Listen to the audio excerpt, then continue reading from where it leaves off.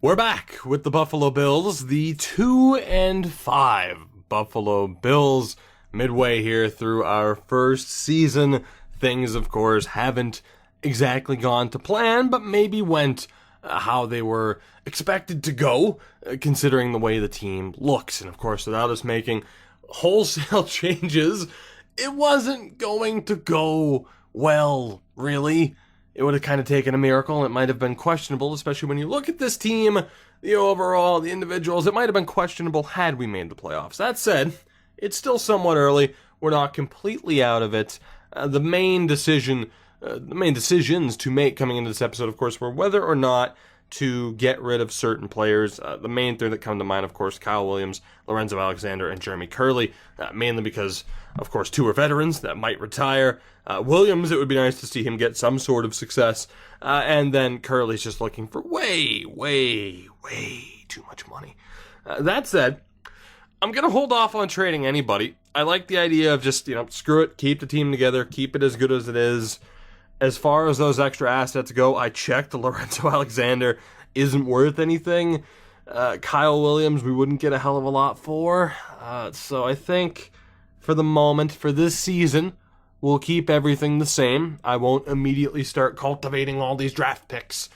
But for now, as we move forward, the big question is whether or not we can beat the New England Patriots. If we can, in fact, beat the Patriots, we have a chance. If we lose this game, we're going to stop, at least for this season, more than likely. We're going to stop jumping into the games. We'll just start simming week by week, checking out some stats, and moving on from there. So fingers crossed this goes well. Am I optimistic? Not quite, but you never know. Anything can happen any given Sunday, as they say.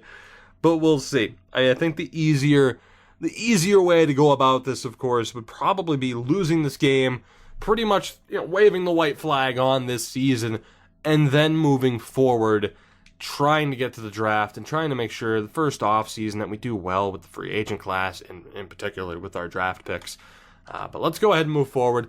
We'll see what happens here as we move closer to the fourth, as the first quarter ends still scoreless. We're still all tied up here. Let's go to halftime. See who strikes first. We do with the field goal. Not bad. Patriots respond with one of their own. And I was about to say we were exchanging field goals until they end up with the touchdown just before halftime. I want to see who ended up getting that one. It was Julian Edelman. 10-yard touchdown pass from Brady, which is the first time I have ever been disappointed in my life to say or hear that sentence. First time for everything. Let's sim through the third quarter, see what we're looking like. It's still okay. I was going to say it was a close game. Not so much now. 20-6. If we don't score on this possession, we could be in a tad bit of trouble. I have put Zay Jones in a more prominent role, as was mentioned. I'm not all that concerned about developing him, seeing as he's normal development. But for the moment, it makes sense to. If we end up trading him, we eventually make him better. We might get a little bit more out of a trade as we force the turnover there from New England. Can we get anything going on this drive? We need points. 14-yard reception for Corey Coleman. Not bad. Throw away another pass. We need something here. 4-yard reception for Kelvin Benjamin. 3rd and 6. An 11-yard pass for Charles Clay. It's what I like to see. Here we go. There we go, Josh. This is what we need. Start stringing pass. Oh, my goodness. Look at this. Out of nowhere, the offense. And Darkwa loses 2 yards. Keep throwing the ball. Keep throwing the ball. Oh, my God. And the season's over. Never mind about throwing the ball. Let's just go change a possession here because they're going to score, aren't they?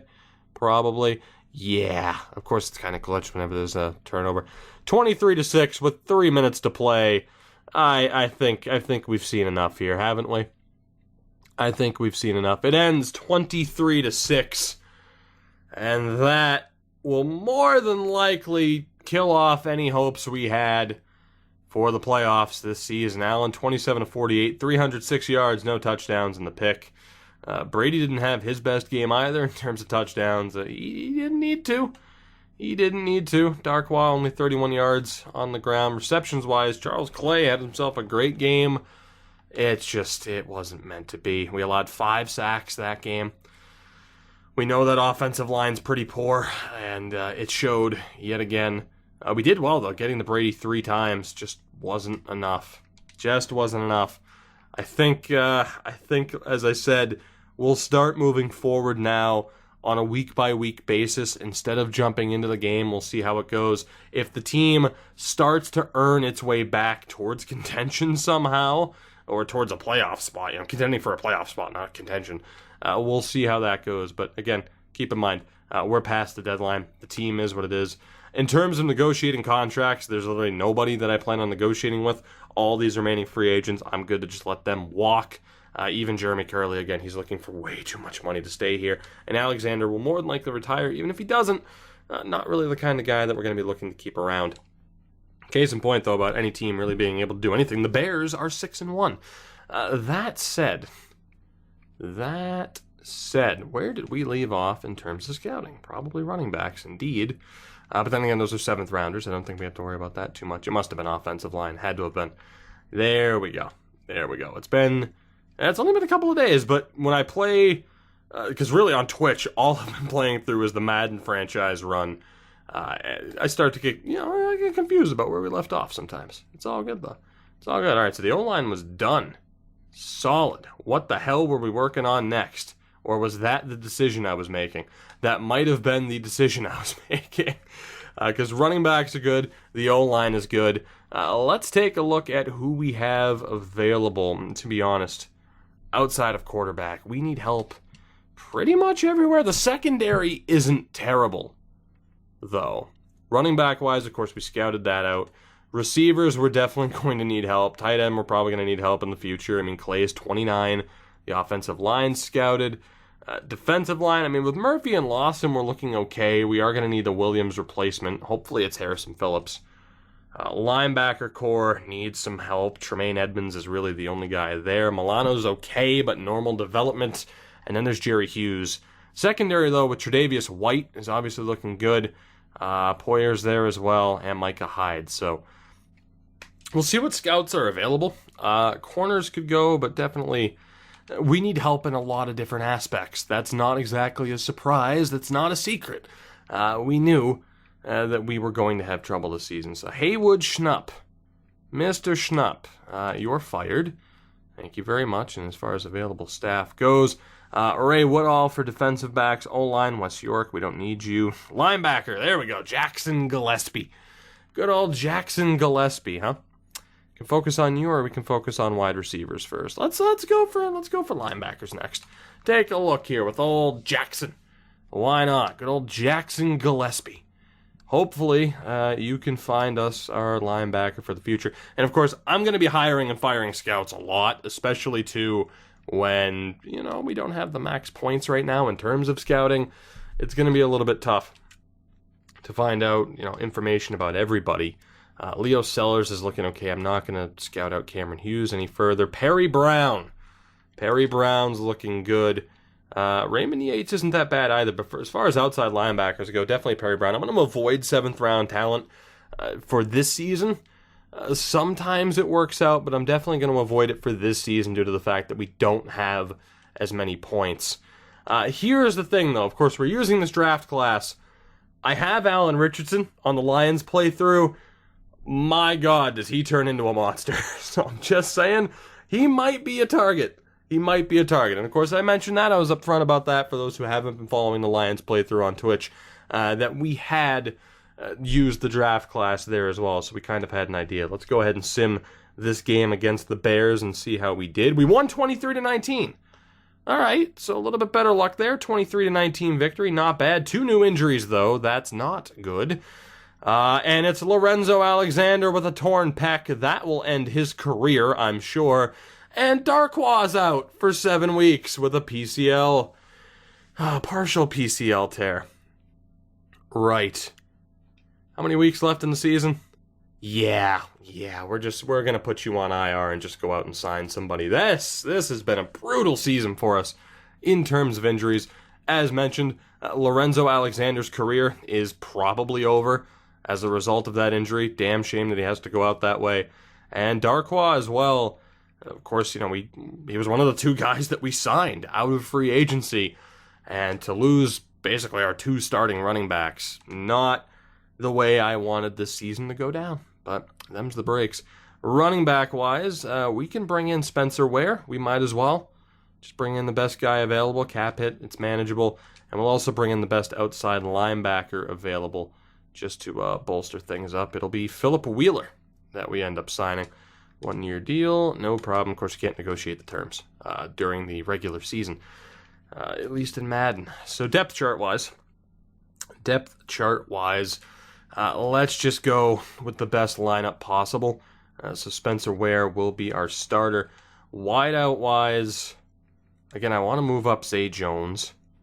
I'm going to honestly drop Curley, and I think I want Coleman to be the slot receiver, just based on his height. Right trigger, can you work, please? Thank you very much. Outside linebacker. It has Hughes over there, so who's starting on the right? Milano. Okay. And then the middle linebacker, we're going to want to probably put Jerry Hughes there, but that's a bit of an issue. That was something that was pointed out. I was like, oh, you're going to have a 67 if you run the 3-4. I know. It's not really going to hurt that much. It's not like we were winning games consistently before this. Granted, we have one since. Julian Stanford, though, of course, not one with a ton of developments. We'll put, because if we have Hughes and Milano starting, I'm going to put Jerry Hughes there with Edmonds. And that way, if he's playing, Wheeler comes in. So if we end up running a 3-4 play, Hughes will be in the middle. So we can have it done that way. Third down back, it's going to be Spencer Ware. That's fine. Slot receiver, let's make it not Jeremy Curley. I was going to say Jeremy Curley. And then I looked at Corey Coleman, and I'm just like, that's a mistake. Corey Coleman is the guy that I want there. So there we go. We will continue on. Let's take care of the scouting. That's probably going to be the majority of this episode. Is just handling the scouting with all we have to do. Middle linebackers, of course, we have some strong options. Kevin Ledford is one of them. Jonathan Locker is another one of them. Okay, this could be a good draft for us linebacker-wise. Stephen Melvin's looking really good. Brandon Gross, also okay. Aaron Love, also okay. 6th round, let's see. Yep, okay, that's all I need to see there. And then for outside linebackers, we have Paul Ausberry, who's looking pretty good. Sevon Drake, looking okay. Spencer Richards, looking pretty good. Bradford Chase, we don't have the points to scout you, but after this week, we will be changing over from that particular scout. We're playing the Jets. They're 2-7. We'll see if we can get the win here heading into the bye week. And if we do, things might get interesting. And we lost 26-16. That, my friends, is not a game that we can afford to lose. I was about to say that should be a winnable game.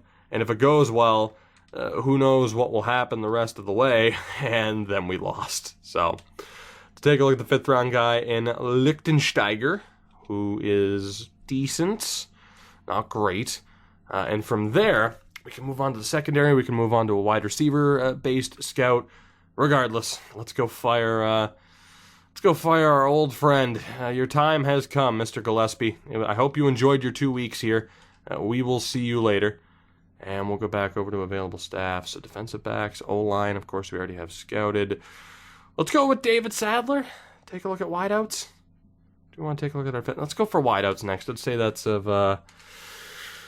more extreme importance at this point in time. We still have points to use this week as well. That loss to the Jets really sucks. It really does. To wide receivers we go. A.J. Brown, looking pretty good. Deebo Samuel, someone I'm definitely intrigued in picking up. Marquise Brown, we still have 50 points, so we should be able to scout out quite a few here. That's going to be the last one for the week. Again, we'll probably go up to the 5th round yet again. As I said, the sooner that we can upgrade McDermott, the better, just to get those extra scouting points per week. And I'm actually going to check after this week, but we probably won't get it until after this season, as far as getting up to, 200 points total, plus whatever extra you had as a hang-on from the previous week. Alexander Maryland, it was looking good, and then it very much wasn't. Vaughn Key's all right. Ricardo Person or perhaps Person. I'm honestly not sure. I have mentioned this before, right? I have mentioned this before. In terms of some of these guys, knowing them because I'm a big NCAA football fan, that's not the case. Have mentioned this before. And I think anybody really from the New England area will admit it. College football is not the biggest thing in the world for us. I mean, people care, but it's certainly not to the extent as, some other areas in the country. I feel like that's fair to say. So it was never really ingrained in me to be like, I'm going to watch NCAA all the time. I don't.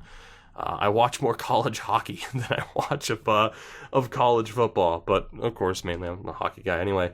As we host Jacksonville, we're probably going to get crushed. Not liking our chances. We won 16-14, so we're winning games that we should lose, and we're losing games that we should win. If that's not the most Buffalo Bills thing that I've ever heard in my life, I don't know what is. So that's great, and that pretty much sums up how all of my franchise mode series go. Nico Jacobs is okay. I'm not going to scout out any of the other 6th round guys for the moment. Once again, just try to look at this top talent. Again, we do have 2 first-round picks. We will have the ability to move up if need be. So let's take a look. Quarterback, again, I'm holding off, aside from maybe taking Logan Durr, but I might just leave that as a Lions-specific thing for those who have followed that. Running back-wise, we're golden. Not sure who we might take. Wide receivers are scouted. Tight end isn't as big of a concern as the O-line, which is completely scouted. Defensive line or secondary. Let's go. I don't know. Shit, we have a new injury too heading into last week. That's good. Who will it be? It's Dion Dawkins with the broken collarbone. That'll pretty much end his season as well. We'll just place him on the IR and go sign a replacement. Absolutely brutal luck injury-wise for us this year. That certainly hasn't helped our cause. Obviously, losing LaShawn McCoy the way we did, absolutely brutal. We haven't had much luck since, though. Let's go ahead and bring in, who's a scheme fit, if anybody? Please? Please? Okay, what about on the other side? Anybody? Alan Barbary. Alan Barbary. Why not? Sign him up for the rest of the year. That's bad. That is not good news at all. Let's go back to staff, and I'm not sure who we're going to focus on here. Mr. Sadler, thank you for your service. A long time scout for the team. It was your time to go, though. I think Ray Woodall might be the guy that we bring in. Let's see. We could get the tight end bonus from good old Moose Bachuti, perhaps. Defensive line, of course, is taken care of. Kicker specialty, Greg Turner, not as concerned. Let's go. Let's go D-line next. Don Lombardo. Let's go. Hopefully you can do the job for me here and help me find who I need to help turn this team into a winner. This is definitely a project series. I don't believe we're anywhere close, but we'll see. Good old Greedy Williams. If that's not the best name for a corner I've ever seen, unfortunately, your attributes are trash. Trayvon Mullen, you're also not good. I had to hope the zone coverage was a little bit higher. Yikes. DeAndre Baker is at least usable, so that's good. Damon Arnett, what's the other grade? No. Oh boy, Marcus Simon.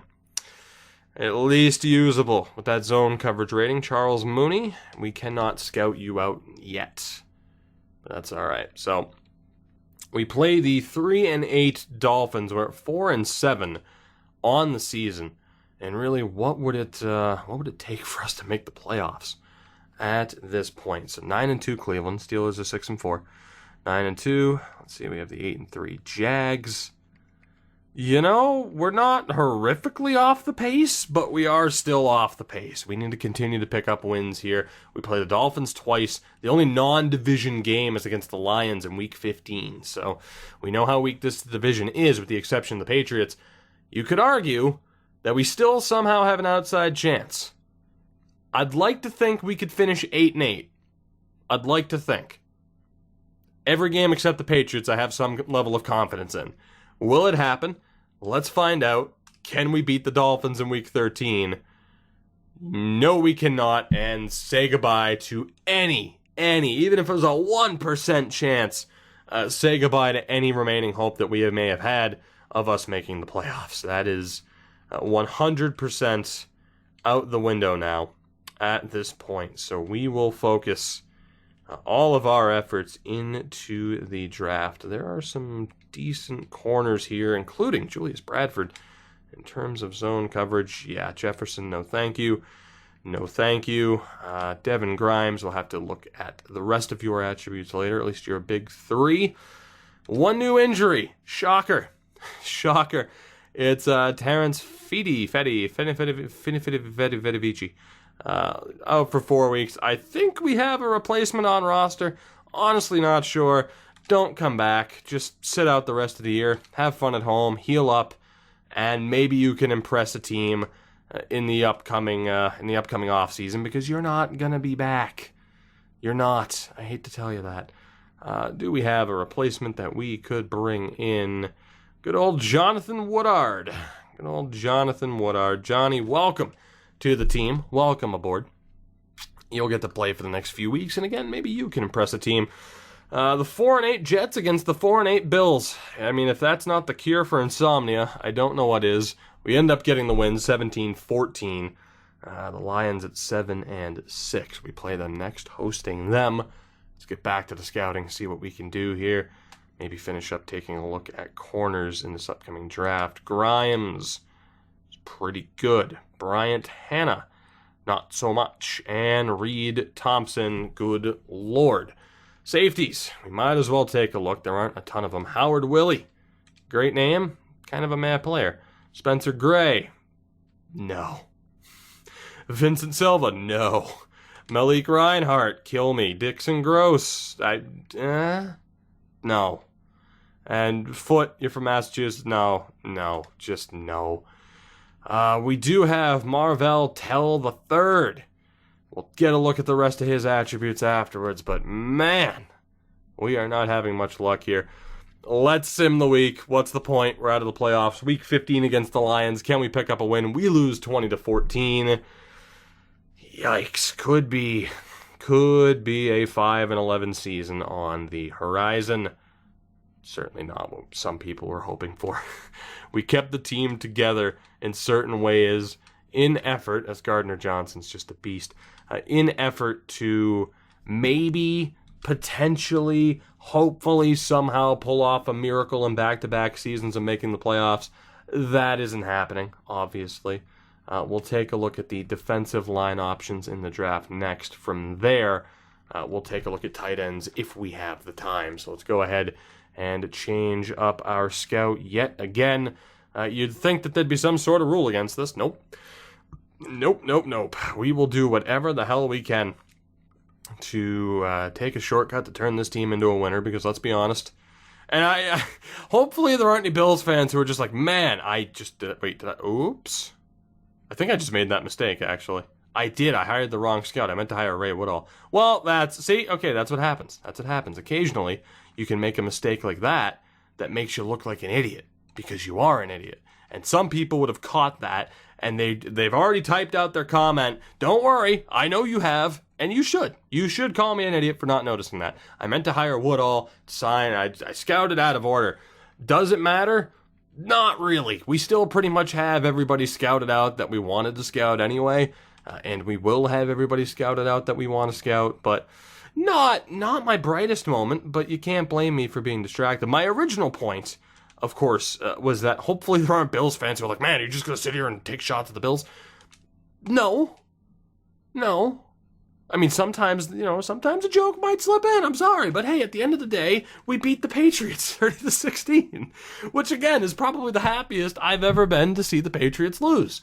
Although, granted, that just means I ruined their chances at something, potentially seeding. So am I really that happy? I don't know. The point being, I'm taking control of this team.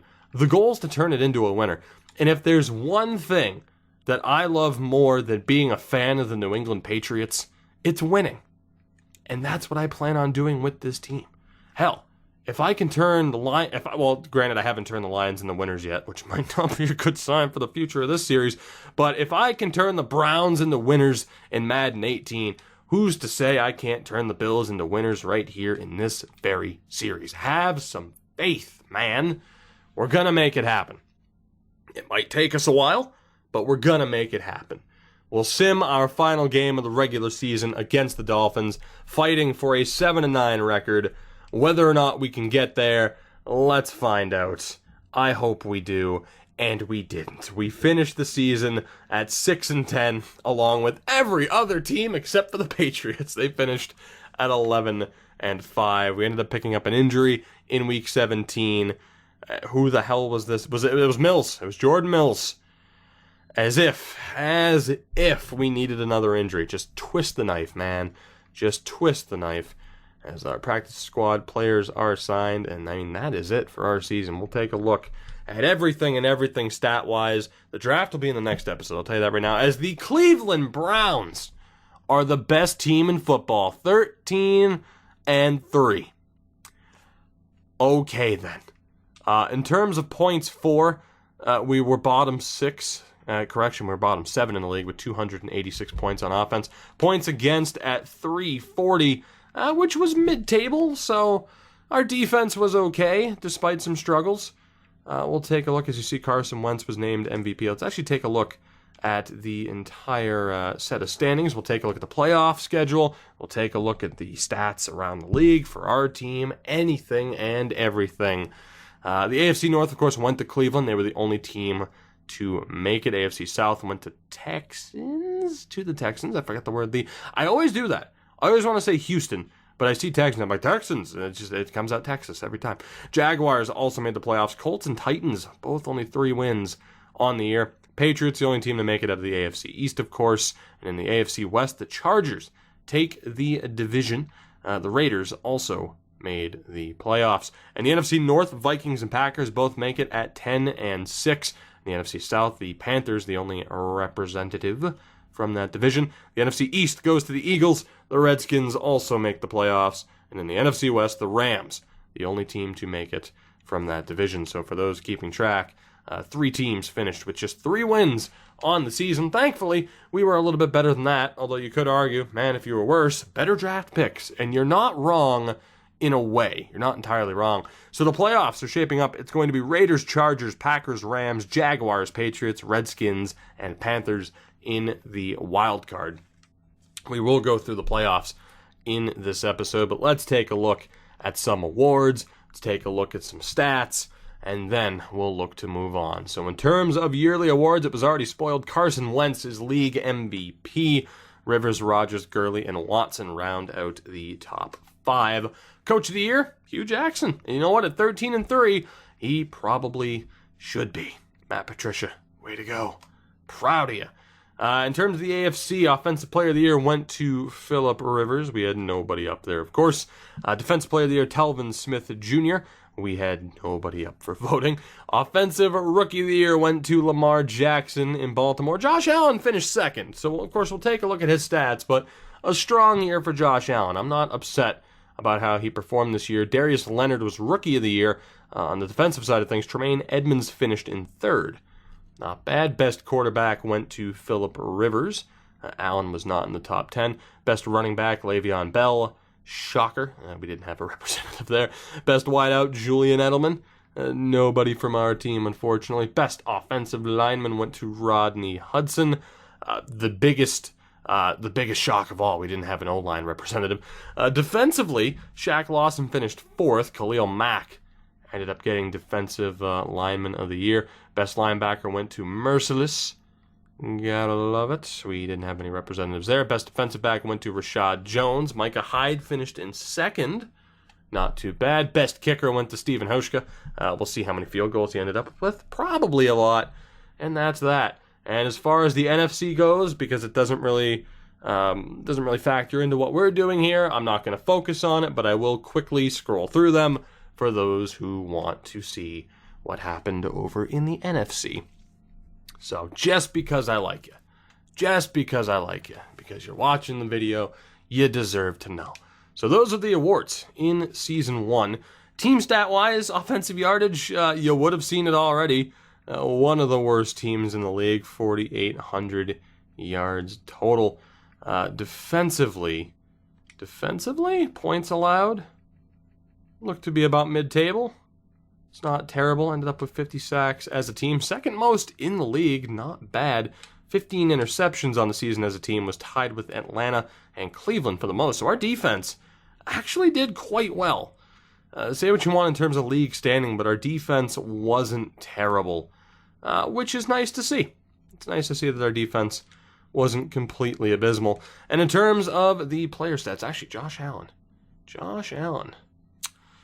22nd in total passing yards, 3,581 yards total, 306 completions on 570 attempts, 16 touchdowns, 18 picks, 53% completion, a 76.5 rating. Only one other person threw the ball, and that was A.J. McCarron once.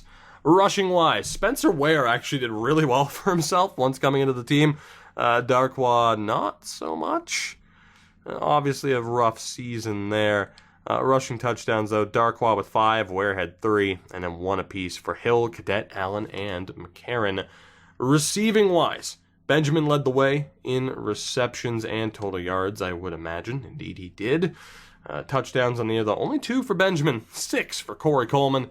Thankfully, we ended up getting him as a strong addition. Imagine only having 2 touchdown passes and wanting $4 million a year. Was it 4 or 5? I honestly don't remember. Curly is insane.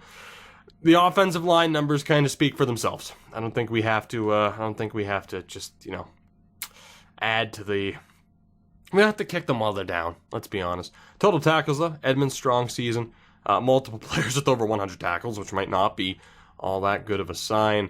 Shaq Lawson, though, 15 sacks in one season.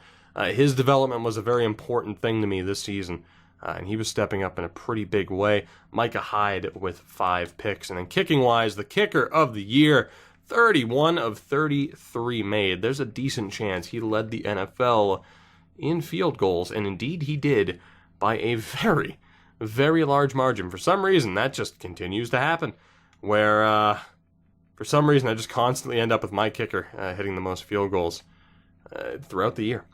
Passing-wise, Brady led the league in yards, touchdowns. In total, it went to Rivers and Wentz. Most interceptions, Matt Ryan, Lamar Jackson, and Eli Manning. Highest QB rating, of course, it's going to be a backup who didn't play all that much. Phillip Rivers, though, for among starters, had it, so I'm kind of surprised he did not get it.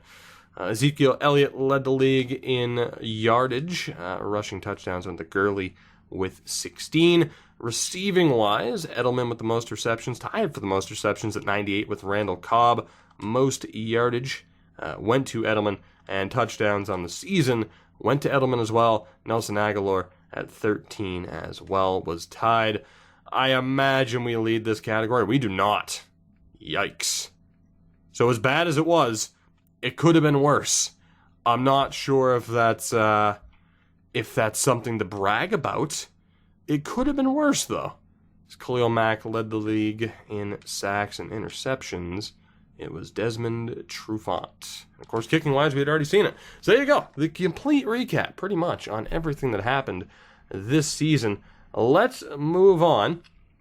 In terms of re-signing staff, we're going to lose a scout, which, to be honest, the thing to do for me here is just to let Bo Carroll go. Probably?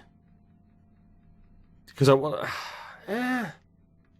I could do here, I could be cheap. I'm going to be cheap about it. I'm going to sign just like the most, sought-after scout just to make sure no one else gets him, and then we'll just release him when we don't need him. So let's move on to the next week. We'll see the result of the wild card.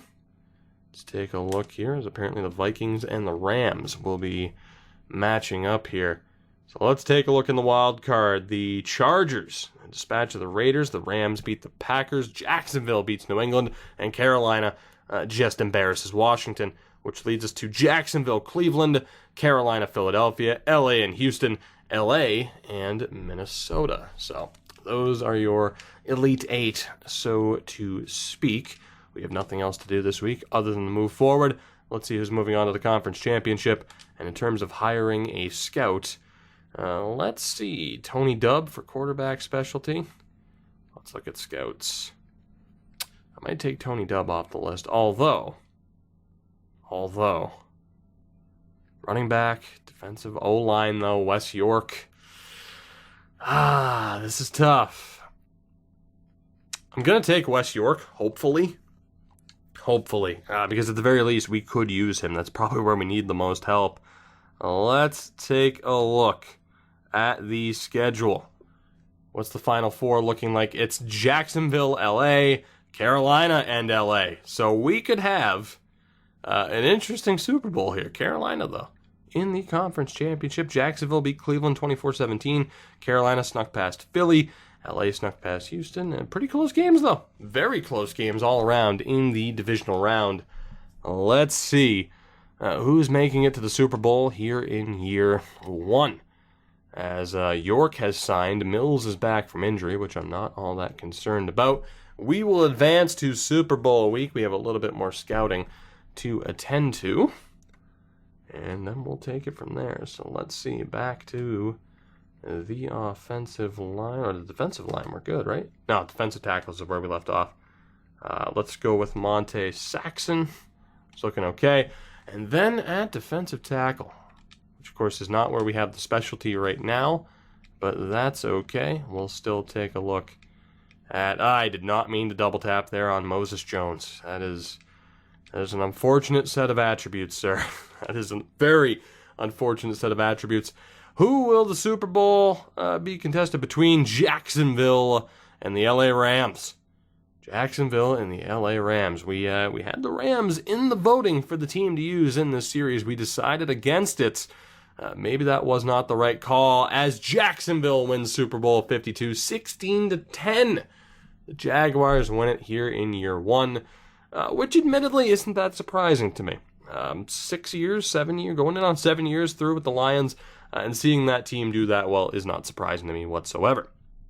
Now, as far as we're signing here, Kayvon Webster had a really good season. He wants a 1-year deal. That cap hit's not terrible. I'm willing to bring him back for that situation. And cool, he's good to come back. That's a good bit of business there to keep our secondary still somewhat competitive. Man and zone coverage aren't great, but he's fast. He can do the job for us for now until we get some prospects or even better players in. Spencer Ware, I mean, you did all right for us in the back half of the season, but we're going to let go of you. Hopefully with Sean McCoy still okay. Same with Darkwa. I was hoping he'd improve at some point, but he's still a 77, coming off of an injury as well. He can go. Yeah, he can go. Jeremy Hill, 26, normal development. You're not going to get much better. You can go. Woodard, we signed. Wheeler. Jeremy Curley. Jesus, you really fell off a cliff. There is nobody else that I plan on bringing back here. Jordan Mills, Philip Gaines. Every single one of you will be looking for work because you are all gone. There's no reason for me to bring you back, which will bring us to the beginning of free agency, which I am intrigued to see who is there. Again, Jacksonville wins the Super Bowl. Tempted to take a look at their team, but is it really going to matter all that much?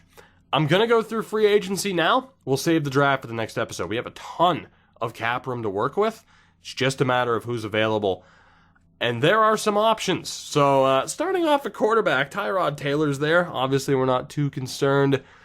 Teddy Bridgewater available as well. But I think the main thing here, I mean, we have McCarron. Can't imagine. I cannot believe Josh McCown's 40, by the way. That fact just blows my mind. I mean, I'm not going to bring in Bridgewater. He'd want starter money. We still have McCarron. McCarron's down to a 71, though. So while technically we could bring in a better backup, a point overall with someone like Kaiser, it's not going to make that big of a difference. And someone like Paxton Lynch, like maybe if you had quick development, you don't. At quarterback, we're fine. Running back, though, it's a different story. Where LaShawn McCoy is coming off the injury, it could be worth it. He's currently, as well, the only running back that we have signed. Sending out the big money offer for Le'Veon Bell wouldn't be the worst idea, but also it wouldn't make a hell of a lot of sense because we would just be wasting him. He has 3, maybe 4 really good years left. I'd say 3 really good years left. Once he hits 30, there's going to be some concern. The Chiefs are offering him a hell of a deal. I can't imagine he'd come here. The cap hit wouldn't be that bad for the number 1 rated running back in the league, but I just don't see it as a fit. I mean, Mark Ingram, no. Alex Collins has star development. Alex Collins would make more sense. Unfortunately, the Dolphins have a just stupidly, just absurd contract offer out for him right now. 124 points. How much is that? How big of a cap hit is that? Jesus. I like the guy too, but good Lord, that's at least a $6 million cap hit. Which, I mean, would be worth it for us in a way, but man, that is a lot. That is a lot. Le'Veon Bell, I'm not going to go for. I mean, granted, it's funny because 2 other teams. What would a 98-point offer be for Le'Veon Bell? He wants a 6-year deal. I would have to drastically overspend just to get him here. I'm not signing him until he's 33. There's no way. I'd be willing to give him like a 3-year deal, right? So that would be cool. But yeah, we'd have to offer him about $12 million, if not more, per season. That's not going to happen. That's not going to happen. Mark Ingram, again, not going to happen. Alex Collins, it's not going to happen, buddy. I'd like to bring you in, but the Dolphins can get you. That's fine, because that is way too goddamn much money. So running back-wise, we might end up keeping LaShawn McCoy just out of necessity. Yeldon does have quick development. 5-year deal, though, at 25. Not a bad option, but again, you look at what the Jets are offering him already, a 96-point offer. What would a fair offer be for him? 93.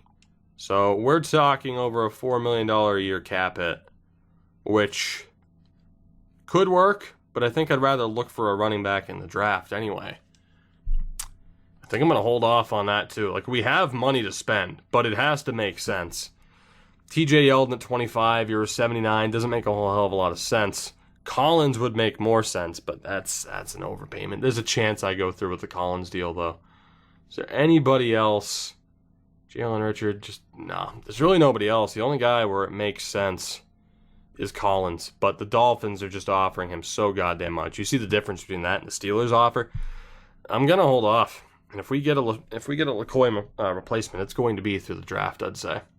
It's going to be through the draft. I just wish that offer wasn't as ridiculous as it is. I might bring in Ryan Hewitt or Tyler Renu to replace DeMarco, just to get a younger option who might have a bit of potential. God, I really want Alex Collins too, but it does not make sense. Hewitt, normal development. Renu, normal development. That's unfortunate. And what about, really there's nobody else. Good old Ricky Ortiz. All right, never mind. DeMarco, you can stay as our fullback. It's fine. Wideout-wise, Travis Benjamin wants a 4-year deal at 29. No. Just no. Moncrief wants a 3-year deal at 26. That wouldn't be bad. Benjamin, Moncrief, and Coleman as a 3-man unit. I wonder. Let's take a look at Moncrief. Normal development. What about Humphreys? Humphreys also has normal development. He's more of a slot receiver. I wouldn't mind running Coleman as the slot receiver, though, so we could go with the deep threat in Moncrief.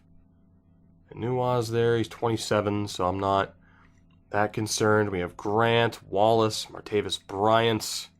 I was looking for maybe a slightly younger player like a Willie Snead, but the overall starts to drop a bit too much. So I'm thinking of, I'm going to send Moncrief an offer, and at least for this first week, again, a 3-year deal's fine. For this first week, we are going to lowball him big time. Big time. Just to see if he accepts when he doesn't get any offers. 76 is fine. So we'll lowball him. We'll see if he accepts that. Tight end-wise, Tyler Kroft? How are you looking? Normal development? I like the O'Leary setup we have right now. I mean, if we're going to develop someone, although Clay dropped off by 4 points. Clay dropped off by 4 points. Kroft might not be the worst idea, actually. Jesse James is there to 77. Actually, what's James' development? Still normal development there. What about Seal Jones? Or Seals Jones, excuse me. Still normal development. You know, I think we might throw an offer Crofts away and look to trade Clay. It'd be 96 points. What would that be? 3-year deal at 26. What's a fair offer? 93 points. We'd have to be up near a $4 million cap hit for him, which isn't terrible. And again, ratings-wise, just blocking's not that great. 22nd rated tight end. It might be worth it.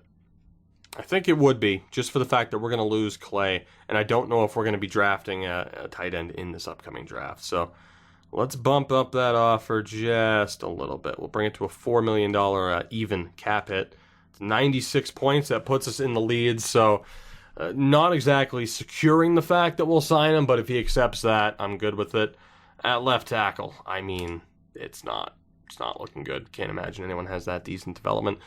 Dawkins at 25 is still going to be our best option. At left guard, Levitre technically would be an upgrade, but he's 33. Nick Easton would also be an upgrade. Normal developments. Luke Jockles there. Normal developments. Could sign him, as they say, for the memes, but yeah, it's not looking good. We're going to need somebody else. Might have to come to the draft. At center, Spencer Long would technically be an improvement, but he has an outrageous offer from the Rams right now, and I honestly do not know why. I think we're good. At right guard, John Miller. I mean, Wesley right now is the only right guard we have signed. Might be worth sending an offer out to Miller. It might be worth it. I mean, granted, he was our player last year, if I'm not mistaken. But as it turns out, he might be the best option. Asking for $3 million, though, buddy, you got a lot of nerve. You got a lot of nerve. What would that offer be in terms of point total? It'd be 90. Yeah, we'll drop that a little bit to compete with the Bengals' slight lowball offer as well. That's 79 points. I'm willing to do that. And at right tackle, Darrell Williams. Okay, we have a target. My God, Washington's offer to him, though. Jesus. Okay, so there's very few, like, high-end guys here. He's out with an MCL tear. He's 26, wants a 4-year deal. That's fine. What would the fair offer, like the base offer for him be point total-wise? That's 90 points. Good Lord. Washington really wants this guy. I mean, if we get closer to a 6, I'm okay with that. What if I bump this up to 2.5? What would that be in terms of points? That's a 101. Oh my God. He's closing in on a $7 million cap hit with Washington. He has quick development too, so he has a chance to get better. That is pretty crazy. What if we bump that up to 5? 5.7 for a cap hit, 105 points. I don't think we can compete with that. It's the same thing where we have the money to spend, but we still have to spend it wisely because it could come back to haunt us in the future. I'd love to get Darrell Williams. Washington, congratulations. I can't imagine you're not going to get him. Maybe Miami sneaks away with him. Cameron Wake's there. We don't need the most help here. We do have Murphy. Coney Ely, normal developments. I think we'll avoid. Kerry Hayter's there at 28. Deion Jordan. Yeah, I think we're good. I was hoping for a younger player that we could add to the team, but I think we're good. At defensive tackle, Kyle Williams did retire. So kind of wish we moved on. Davison's here, but again, crazy offer from Miami. There's just no way we're going to compete with that. So right now, Starr is shaping up to be our defensive tackle, and yes, I'm going to call him by his first name because, no, I can't say his last name correctly. I've looked it up. I've heard his name be said for a couple of years now in the league. Can't do it. And we have at right end, Jonathan Hankins. Washington, where do you have this money? Dante Fowler, see, like, that's the type that we can go for, but we're already priced out on Hankins. Fowler, we could make this work. The one thing that could suck is if we lowball this offer a little bit, someone's going to come out of nowhere, send in a last-minute offer, and make sure that they get him. So I don't want to drop this total by that much, but if we could get a little bit of a discount there, that would work. We'll see if that goes through. Claiborne, of course, we could move him or Lawson over to tackle as well. Claiborne will avoid. Crawford at 29, I mean, he's okay. I don't really know why he's getting the offers that he happens to be. I think we're good. What about an outside linebacker? Shane Ray is there. We currently have Lacey, so obviously bringing in Shane Ray wouldn't be the worst idea. He's looking for a 3-year deal. That's okay. He's not going to get much better. But again, right now, we'd have the only offer out to him. I'm okay with kind of lowballing him and hoping he just accepts early. Looking at like a 70 point. That's an 80 point. We could drop that even further. Like I said, I'm trying to spend this money wisely. I don't want to just spend the big money because we can afford to spend the big money. Let's be smart about this. And as much as I'd love to sign Ryan Shazier, I don't know if we can. What would that fair offer be? 4-year deal at 26, I'm okay with. Of course, they didn't take him out of the game. I'm not against this. Some people might be because, yeah, in real life, his career's probably over.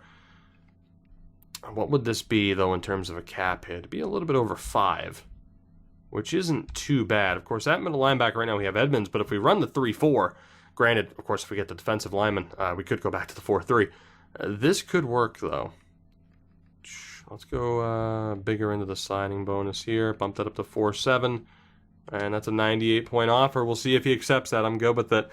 Jordan Hicks is going to Miami, no question. Navarro Bowman will avoid. Jake Ryan will avoid. Denzel Perryman, though? He's 26. Quick development. That's not a bad backup option, but we are going to go in for Ryan Shazier. Outside linebacker, Arakpo. And we have Jerry Hughes there at the moment. Pernell McPhee. Yeah, we're good. At corner, Trevor Williams. Jesus Christ, Washington's everywhere. Washington is everywhere. They're just hoping for the best. But of course, you can't send out these offers if you can't afford these players in the first place. So they have the money to spend, as crazy as that is. Brian Poole. Quick development, normal development. We're going to avoid you. Mike Hilton. Normal development. But you are 25 and you don't have any offers out right now. So let's go ahead. We'll send you that 3-year deal. We'll lowball you by quite a bit. Hopefully you accept that initial offer. 74 points. That wouldn't be a bad signing. Dre Kirkpatrick, why he's getting that offer from the Dolphins, I do not know. Steven Nelson is also there. I'd prefer Hilton, though. And with that, I think we're good for corners. Although, Jonathan Jones, normal development. Man, if he was quick development, he could have been a really good pickup. What about its safety? Corey Moore. Of course, we're fine. We are fine. And, yeah, just in general, in safety. And we don't have to worry about it. Jake Elliott. It might be smart to move on from the kicker of the year. Might be smart, I think. I mean, granted, spending some big money on a kicker, but when we're going to have such an emphasis on field goals in the next few seasons, I think I am going to send an offer to Elliott. We're going to lowball him a little bit, of course. Let's go 1.1. What would that be in terms of total points? 68. We'll have to bump that up a little bit. But we can definitely save some money there. Keep it under a 2.0 cap hit. Hopefully he signs. And at punter, we do just outright need a punter.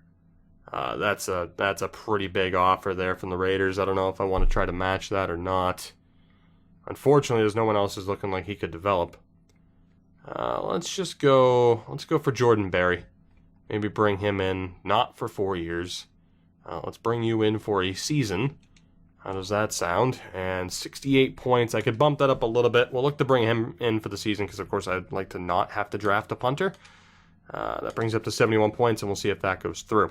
So overall, we have offers out to Ryan Shazier, Dante Fowler Jr., Jake Elliott, Dante Moncrief, Tyler Croft, Mike Hilton, Jordan Berry, and Shane Ray. John Miller as well. We'd still have $25 million in cap room. And, of course, that would help out the team quite a bit. Question is whether or not these guys sign. Let's find out.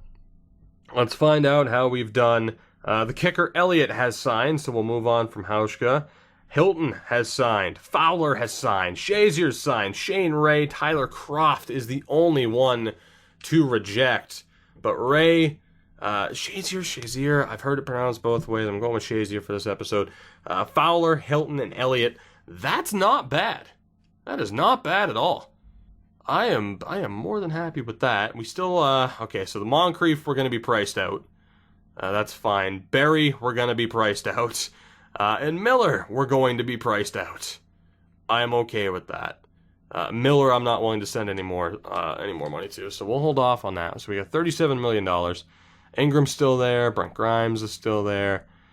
Punter, we're going to be priced out on all these guys. We'll just take a random punter at this point in the draft. That's fine by me.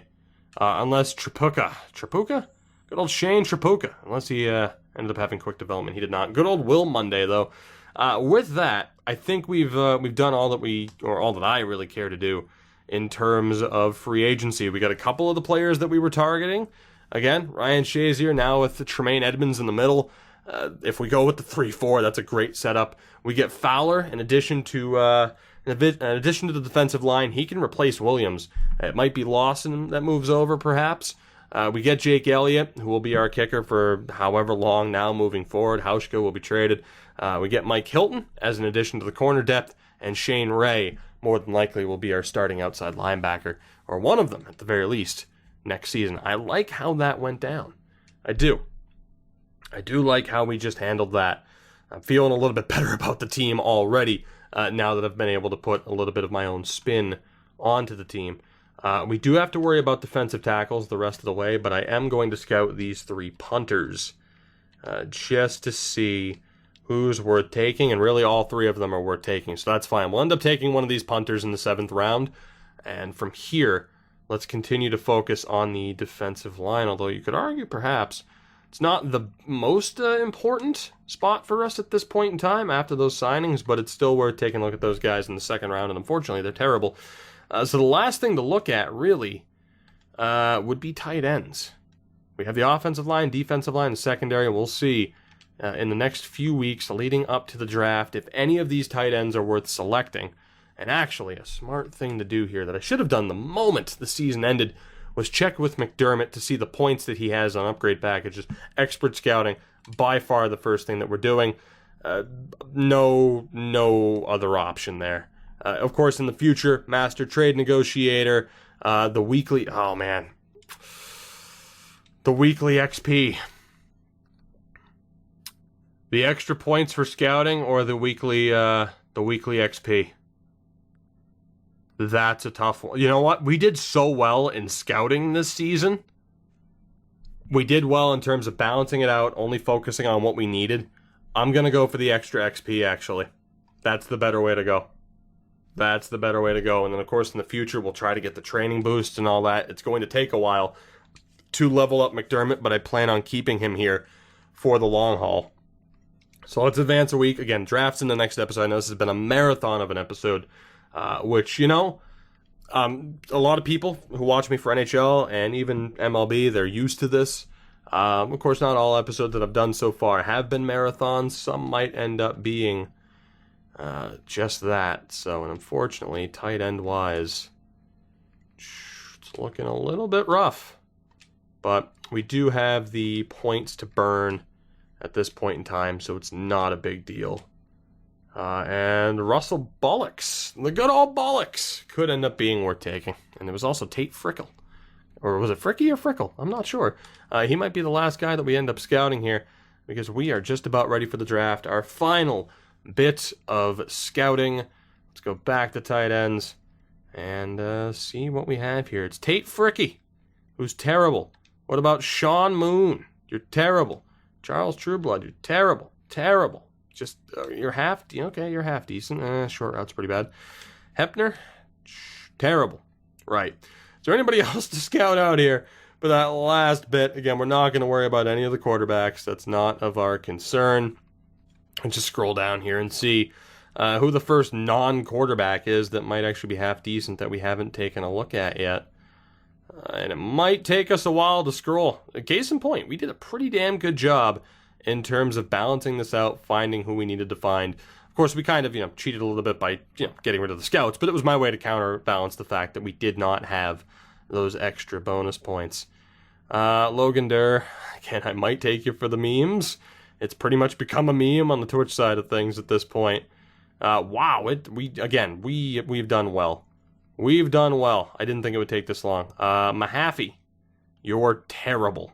That was what we built up towards, scouting you. You should feel ashamed of yourself. What about Shaquille Brooks? You're a tiny bit better. One more person here that isn't complete garbage, please. Jakari Ziegler. Thanks for disappointing me, Jakari. Thank you. That will do it for Season 1. That will do it for free agency. In the next episode, we go through the draft. And again, I'm happy with how our signings went. Of course, in terms of roster turnover, there's been a ton. We've let a lot of players go. Guys like Alexander and Kyle Williams have retired. We have some holes to fill on this roster. But with these 5 signings, I'm really happy with what we've done. Le'Veon Bell ended up going to Kansas City, by the way, just to show you guys some of the high-end signings. Washington, your defense now. Good Lord. Collins, 129-point offer from the Dolphins. There was just no way that we could compete with that. It just wasn't going to happen. So with that, thank you guys for watching. I'm looking forward to the next episode. It's a little bit difficult for me to stop recording and just be like, the draft next time. I want to do it now, but it's going to take a while, so we'll leave that for the next episode. I hope you did enjoy this marathon edition, though. Next episode might be a little bit shorter. Depends on how I handle the draft. There'll probably have to be a lot of jump cuts just to make sure that, it doesn't end up taking an hour again, like it does sometime on Twitch. Thank you guys for watching. You know the deal. Support the channel. Support the video. I love you all. Tell people. Like, comment, subscribe. Twitter, Twitch, the whole shebang. I think I mentioned everything. I have a cute dog, if you did not know. Thank you for watching. I'll see you next time. And hopefully we'll be a better team than we were this year.